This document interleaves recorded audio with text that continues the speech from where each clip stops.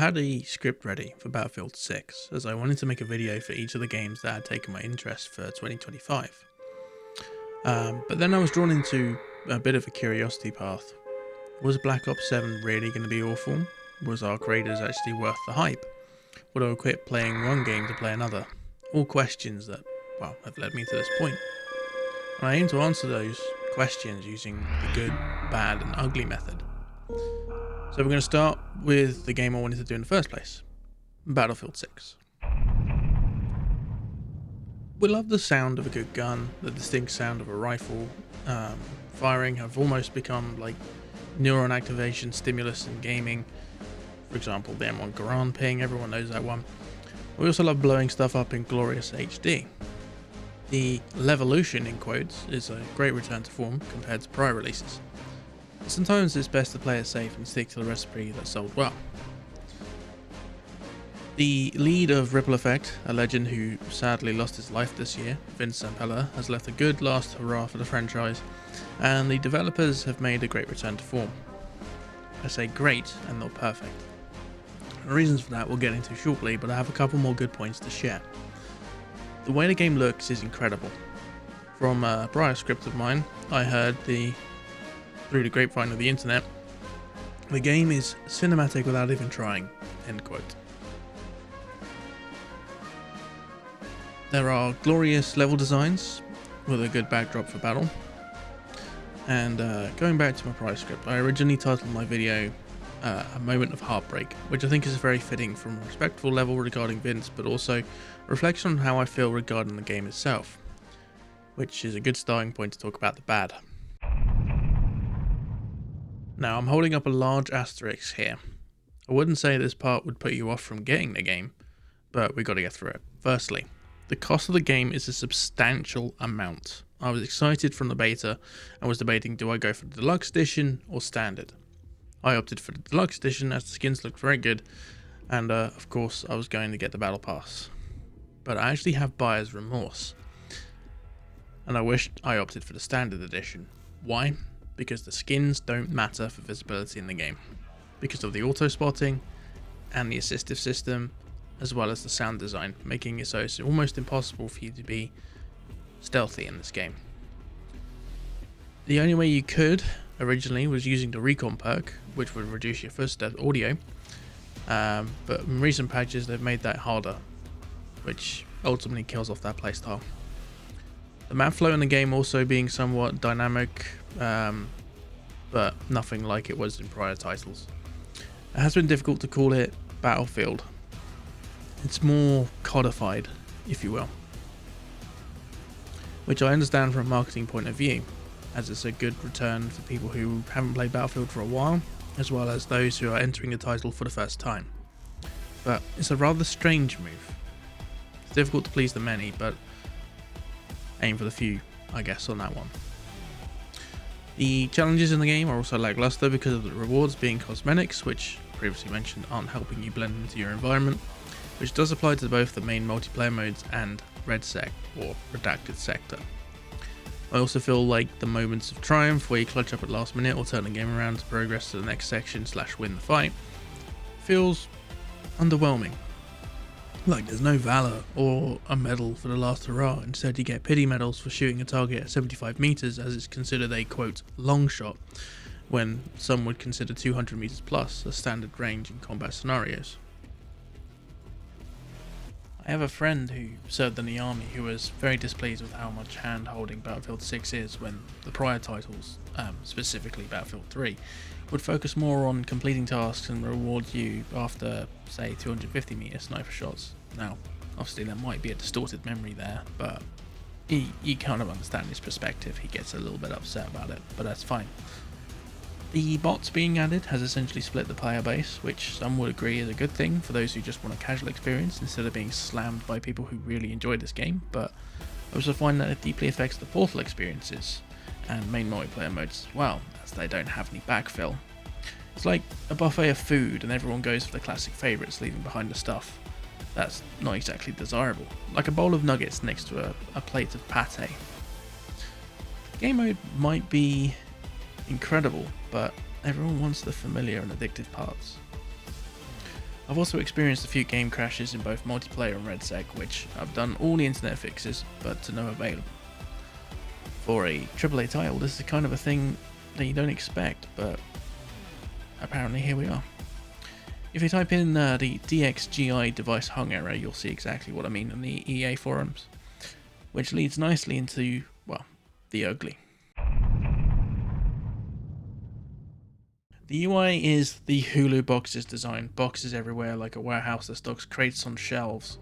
I'm sick of the box design because it doesn't make it easy to navigate to hidden menus or settings.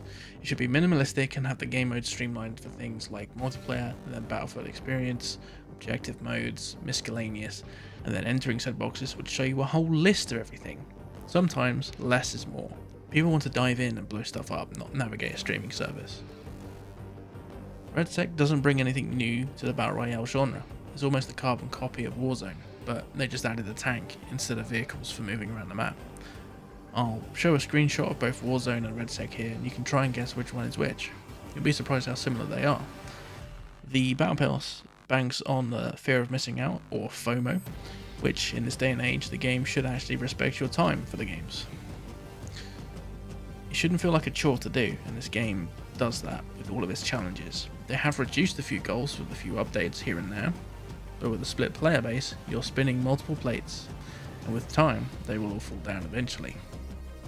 The balance for vehicles seems to be off, where some say it's hard to fly for longer than 5 minutes at best, others say that they can't take out tanks as the launches are weak despite targeting less armoured parts of the tank. The only way you can ever take out a vehicle is using an RPG or C4, and the amount of lock-on beeps I hear in my sleep as a heli pilot is crazy. The RedSec map has a water area, but is literally along the west coast and is based in California, making it pointless. And the campaign is very generic and uneventful. My overall thoughts on Battlefield: it has its moments, but I wouldn't say it's the fantastic return to form. It's not consistent, and over time whilst playing it, it grows to become a boring experience, which I think a casual experience can understand, but with the aggressive fear of missing out, it'll become a game that will grow to be forgotten about, which is a huge shame. The game also has some AI that's been used to do some concept art here and there, according to various sources online, for the cosmetics. We'll discuss that later on, but I think the game should have, been a bit more creative. They could have done also maybe a classic maps pack, so that way returning veterans have a reason to come back, but overall, my rating out of 5, I'd say it's a comfortable 3. It's not god-awful, but it isn't captivating. Now, moving on to my next game. It's a toss-up between the worst of the bunch and what I would consider the best of the bunch. So, I think at this point, I should just get the worst out of the way to highlight how seriously awful AAA games have become. With Microslop taking AI development to an extreme, we're going to talk about Black Ops 7. Now, before I get into this, I must mention that I have had 0 hours played for this game. My reason for this is because I do not want to continue feeding into the machine of slop generation, since the last title used generative AI to create calling cards and other cosmetics, which, as someone who is a musician or an artist, it really angers me. Which is why I held off on Battlefield. I won't get into my take on Gen AI, as I do want to save that for another day, but for now, I find people who use it don't have any ambition. They just wanting shortcuts to be creative. And it's not even considered creative, it's just taking a shortcut from someone else's reference, in air quotes, to then make it your own, which is horrible. Anyway, let's talk about the good. The guns go pew pew. Alright, the bad. I want you to imagine a gameplay loop, okay, where you walk around the largest map possible, completing tasks, for you to then reappear on the same map after you've done that mission, but it's a slightly different section of the map, but still doing more tasks, over and over and over again, with minimal effort or rewards. That's the campaign that Black Ops 7 has offered. You can't even pause it, it's in the multiplayer space, it's awful. I was fortunate enough to not be drawn into playing it, so instead I watched one of my favourite content creators, Bricky, suffer through it. And I do say suffer because in his video you can clearly see how much distress he puts himself through. I wanted to extend my thanks to him for suffering so many are free from this awful, painful experience. I don't necessarily want to direct you over to another video, but I want to say I do reflect his opinion of the game entirely, and I would highly recommend you check his video out. So much so, by the way, he reached the end of the campaign, he refunded the game, he asked for a refund. So yeah, please, if you want someone else to watch that's basically like-minded, he is definitely an awesome content creator. But anyway, let's go back to point. The worst parts of this game I am saving for the ugly part, but I just wanted to start mentioning how the game has lost itself in the way it's written. I honestly think, like many, that the entire campaign was written using generative AI like ChatGPT or even Copilot. Some kind of machine-generated garbage which hasn't been vetted by anyone who has an inch of creative power in them. For example, 2 characters have mysteriously returned back from the dead after what some would consider the canonical ending, where Hernandez is actually killed in Black Ops 2. And in order to do that, Harper and Karma must die. But they're back. You know, it's the whole I was never in that tank thing. Anyway, I don't necessarily want to badger or slate developers, but when the bills need to be paid and you have a company you rely on to feed you and house you, sometimes you have to let your morals drop to stay alive, which is what I call the stealing bread analogy. You wouldn't steal anything in your life, but because of how many eyes are on you these days, you know, it's almost impossible to be a thief. But if you had no choice but to go for it, I don't think anyone would hesitate. I mean, maybe it's more a reflection of myself, but that's besides the point. I said the guns go pew pew and they're good, but actually they don't go pew pew like you expect. Like the gun design, the sound are as generic as, you know, an asset flip game. The animations are god awful, and you just feel like you've been cheated out of a great experience for the grand prize of a AAA title. Sure, you could save a little bit on Game Pass for X. Oh, wait, they upped the prices because they needed to recover the losses from this game, which of course leads to generative AI is becoming the norm these days, which means we are going to get stuff that's regurgitated many, many times. I would call it the Moore's Law of shooter games. That's probably the best sort of analogy I can put it towards. I mean, how far can we really take the art of pointing a gun at a target and shooting?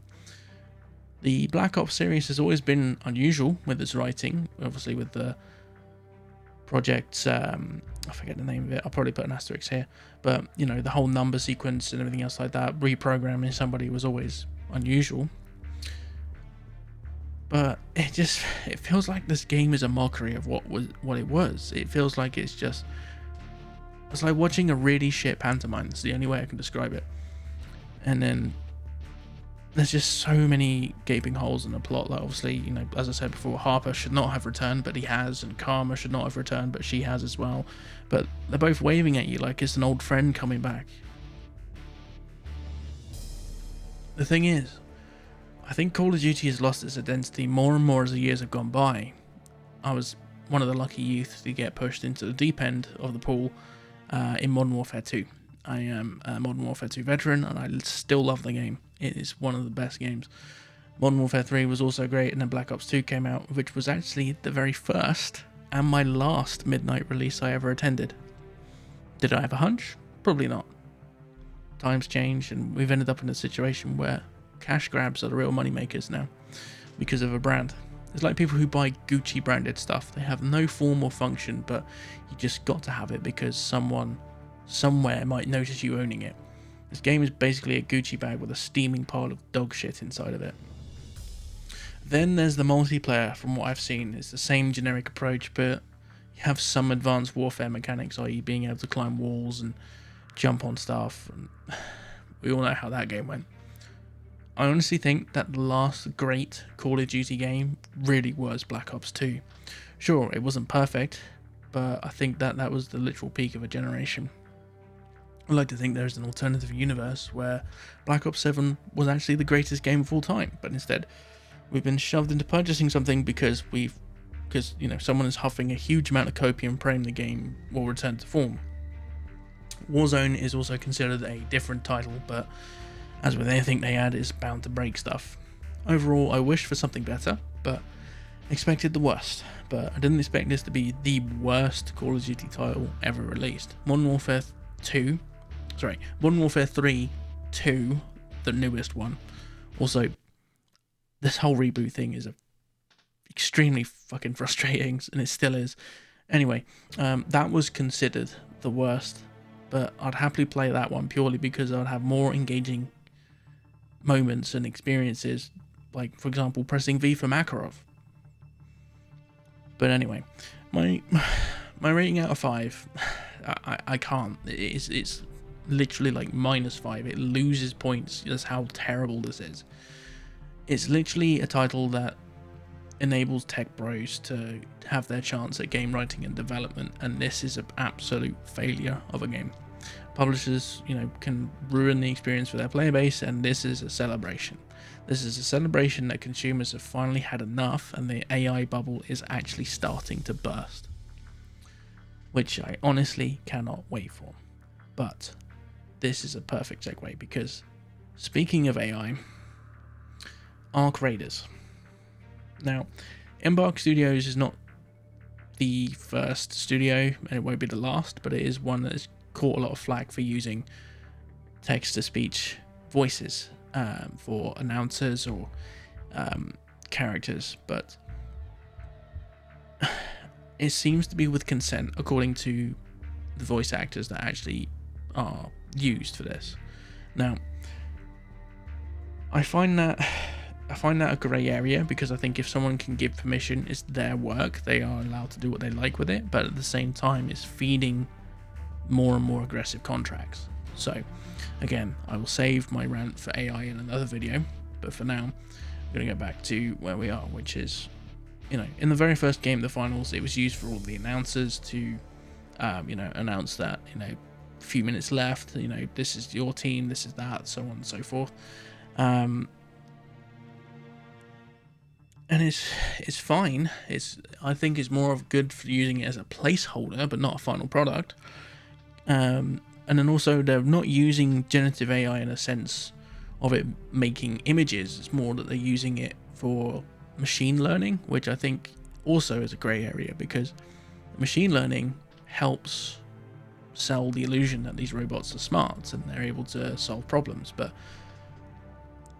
all I'm going to say is, you need to grab a drink, because you're going to need to swallow this pill I'm about to give you.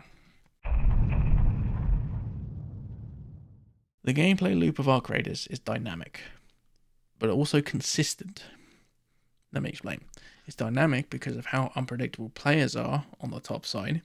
Some can be friendly, others can be hostile, but it's also consistent because of the matchmaking and the loot requirements for tasks and other parts of the game. I've been doing my tasks here and there, as well as expeditions, trials, projects, everything.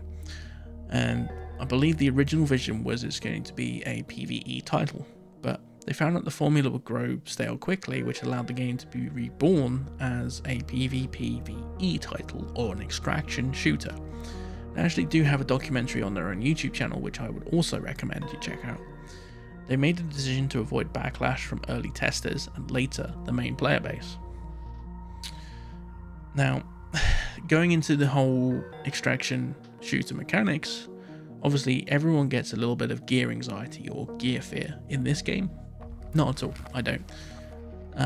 Some would say, well, I should, because it's, stuff that you're losing and you're not going to build your economy. But I honestly find that the frequency of finding guns, knocked out raiders, or materials to craft the very basic weapons, such as a ferro or a kettle or a stitcher, to be easy enough to do. I don't feel like I'm losing an economy of my weaponry. It's the cheap guns that help you against players, which, as we all know, they are the most dangerous game out there. The enemy variety in the game is also very good, with lesser enemies like ticks, wasps, hornets, pops, fireballs being your main sort of quote-unquote grunt level foe, whereas the more aggressive enemies like the Rocketeer, Shredder, Leaper, Bastion, and Bombardier obviously greatly increase the difficulty, but there's also, a requirement for good teamwork or well-placed grenades and shots, and they tend to be like purple tier loot in most cases, some are like blue. And then of course you've got the event-based enemies like the Queen or the Matriarch.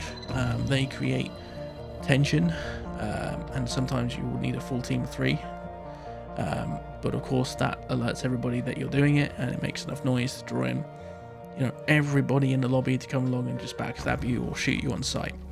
So the overall experience is forever changing, making the gameplay loop dynamic. The cosmetics are also cool. As I say, it's loud or thematic to the lore of the game, which I will go into briefly, which essentially is the world sort of ended from a variety of natural disasters and things like that. And then out of nowhere, these machines were wreaking havoc against the last of the survivors, and they fled underground.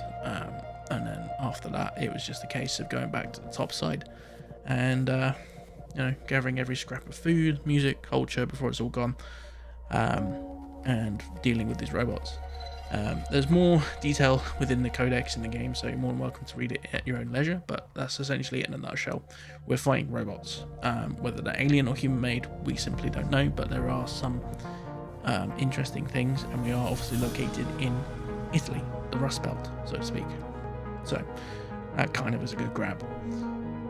Which, end of the world stuff, we should all be banding together, right? Well, as I mentioned previously, we are the most dangerous game, and they often hold the best loot, or goop, as the community has called it. Running for your life when you find that blueprint or rare item you needed for your expedition. I've gotten into all kinds of conflicts there, and yeah, it's exciting. It gets your heart rate going at least. I haven't got to the end of my first expedition yet, i.e. actually departing, but I've still got all my tasks to do as well, and yeah, so there's always something to do, but then once you reach that point, it's essentially resetting yourself with the prestige or expedition departure. But anyway, I've gone on long enough about the good. Let's go to the bad. The rare weapons and shields seem to be pretty pointless. Yes, I said it. You're basically giving it all away the moment you load into a map. Why? Because players are greedy. People like shiny things, especially if it sells for credits. And seeing as you need a large number of credits for the best results after your expedition, everyone in duos and trios is hostile. However, solos can often bring an interesting game, but as always, trust is earned, not given. So there could be a chance that they could backstab you. The sound can also be very hit and miss sometimes with vertical audio, whether that's my aging ears or just something not quite right with how the audio is working in game. It seems a little inconsistent, I've found. The number of times I've been flanked because of an audio cock-up has led me feeling frustrated, especially when desync is a factor.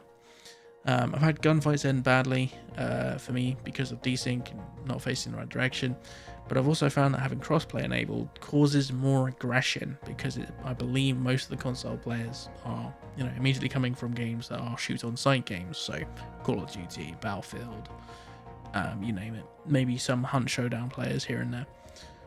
And they have no idea how the extraction genre works because they just see guns and it means, oh, let's shoot.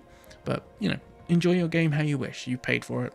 You just, enjoy it how you wish. But sometimes read the room as well. Read the person. That's all I'll say. But I do get it. It's nice to be the bad guy here and there. It can be fun from time to time, especially when running Stella Montis with a free loadout, in and out meat grinder. Oh. Wait, no, actually, that gets boring quite quickly. Not because of the game or because of the chance of, good goop, but it's proving the point that bringing the kit to a CQC map is basically turning you into a free loot bag on legs because you're going to get killed. Weapon balancing should be taken into account. There has been some nerfs already. For example, the trigger nade has been nerfed since the time of recording. And the kettle has also received a nerf, which is great. They are listening to their community and they are getting feedback, but I think, there's a few things that they have done which I don't think is fair. For example, they've completely nerfed one of the perks that I've been grinding for, which was Security Breach. I've just bought the game, friends of mine saying push to get this, they're going to nerf it, and I've grinded the game very hard, and then they updated the game, and now the security breaches actually move. If you're not sure what they are, they're like little cabinets that only people with that perk can access, and the loot inside of it is very, very poor now.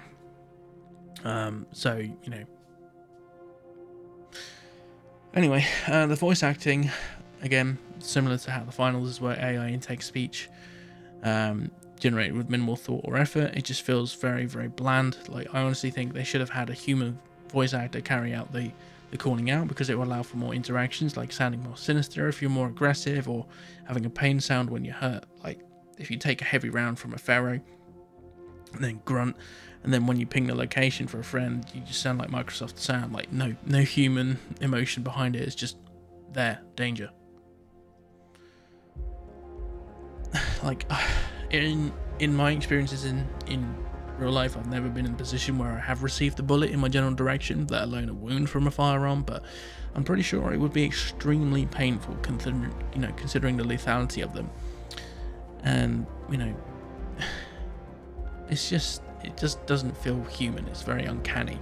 Now, it's not all bad using the AI tools for the machine learning parts, which again is a grey area, because it sells the illusion that the machines have thought, and they have a way of moving across the area like naturally without having to think about, oh, I've lost a limb, I can't move. They actually have to adapt on the fly. But I think the problem is the player base has already figured out ways to cheese them by trapping them into corridors, or making them crash into a wall. Like, recently I had two of them give up on hunting raiders, and then they just decided, you know what, I'm just going to fly directly into a wall. And all I did was just exit a door and then progress to another building. Which, yeah, I was just like, okay. But, yeah, that pill I mentioned? Here you go. The game's reliance on AI for creative aspects is controversial, and it will always be, which leaves me in a predicament, because I really enjoy this game, way more than what Black Ops 7 had to offer. They've said for the main artwork in the final game, it's always been done with human input, which previous games have always done, but I think using prompts to create mock-ups or mood board images to get a feel for a game defeats the point of exploring creative avenues. The late great Bob Ross has always said, We don't make mistakes, we have happy accidents. Art is never about the final product, it's about the struggle. It's the endless hours of redrawing the same line, the fuck-ups that make it human. If everything was perfect and every detail was tidied up and polished, it would fall flat to be, deep within the uncanny valley. Another content creator that I love, the Blender Guru, aka Andrew Price, has always mentioned about seeking the imperfections that make a perfect object. It's not about making the object perfect, it's about looking at what's wrong with it, the scuffs and other things like that. I mean, I'm kind of paraphrasing here, but it's still true. And here's an example, right? If you have a glass in front of you, it doesn't have to be full or anything, just look at the glass. See if you notice anything about it. Do you notice anything like odd bumps, fingerprints, defects in the glass, chips, whether the shape is slightly misshapen? That cup isn't perfect, but to us, that feels comfortable. But as an artist, in order to sell the realistic look, you have to think about these things, and a machine will not do that. They don't have eyes, they don't have a mouth, they don't have ears, only an input. And over reliance on things like this, we are going too far into the uncanny valley in pursuit of perfection and its speed of operations. I would rather cook a meal properly than zap it in a microwave. It tastes better, it's more filling, it looks better. Generative AI is literally the microwave burger to art. I honestly think the world of art has evolved so much it's becoming increasingly difficult to identify what is human and what is generated, so much so that even real artists are being targeted, claiming they use generative AI. Years of skill and hardship insulted because someone cannot see the process. We've all used generative AI at least one time, whether it's out of curiosity or by companies forcing it on you like it's the coolest thing since an air fryer. But at least with the air fryer, I know I'm not burning a gigantic amount of energy just to get a pile of turds before me. I truly believe, with time, AI will be all figured out, and that will be when the bubble bursts. But until that time comes, expect everyone to use it. Even companies who seem to be ethically against it have caved, and we should all feel disappointed. But every company is different, and they all have a line. For example, Ecosia, a wonderful search engine that uses entirely renewable energy to power their entire system, is a better search engine than Google in most places. They use 100% renewable energy, to use AI summaries. Do I use them? No, I still use my brain. But that's an example of a good part of AI. Something that uses renewable energy. And I'm entrusting that company. But Google isn't doing it. Grok certainly isn't doing it. You've seen the headlines. We are in a horrible position where artificial intelligence is becoming not a tool, but a replacement. And that's the grey area. We need to stop using it as a replacement. It needs to be a tool. But where's that line? That's down to you, isn't it? I can't tell you how to think. But what I can tell you is what I think about Arc Raiders. And I honestly think it is the best of the three. Is it a perfect 5? No. It's like Battlefield. It's a comfortable 3. Why? Because the game itself isn't bad. The creative process and decisions on how to create certain aspects is what's making me feel uncomfortable. It's like an itch I can't scratch because no matter how many times I do, it just keeps coming back. And it's only a matter of time before it will go away on its own.